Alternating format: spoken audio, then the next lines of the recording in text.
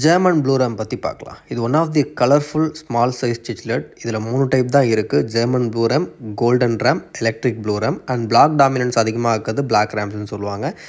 இப்போ இதிலேயே balloon and வெயில்டெயில் variety மார்க்கெட்டில் இருக்குது. இது 2லேருந்து 3 இன்ச் வரைக்கும் தான் வளரும் மேக்ஸிமம் அண்ட் 3 இயர்ஸ் தான் இதோட லைஃப் ஸ்பேன். ஸோ வாங்குறப்போ குட்டி ஃபிஷ்ஷாக வாங்குங்க. அண்ட் இதோட ஜெண்டர் ஐடென்டிஃபிகேஷன் ரொம்ப ஈஸி. மேல் ரொம்ப பெருசாக கலர்ஃபுல்லாக இருக்கும்.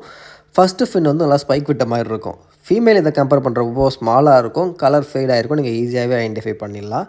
இது கண்டிப்பாக ஹாட் டெம்பரேச்சரில் மட்டும்தான் இருக்கும். ஸோ 27லேருந்து 30 மெயின்டைன் பண்ணுற மாதிரி இருக்கும். பிளான்ஸ் நிறையா யூஸ் பண்ணலாம். பட் அந்த டெம்பரேச்சருக்கு செட் ஆகிற மாதிரி பிளான்ஸை வந்து நீங்கள் சூஸ் பண்ணுங்கள். நான் ஜாவா ஃபென், கம்போபா, விஸ்டீரியா, அனுபியாஸ் யூஸ் பண்ணிகிட்ருக்கேன்.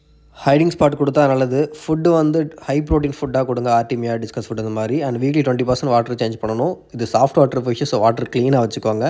எல்லா ஹாபிஸ்க்கும் one of the favourite fish இது. ஸோ ஒரு 1.5 feet டேங்க் இருந்துச்சுன்னா ஒரு பேர் வாங்கி ட்ரை பண்ணுங்கள். கடைசி வரைக்கும் இதை மறக்க மாட்டீங்க.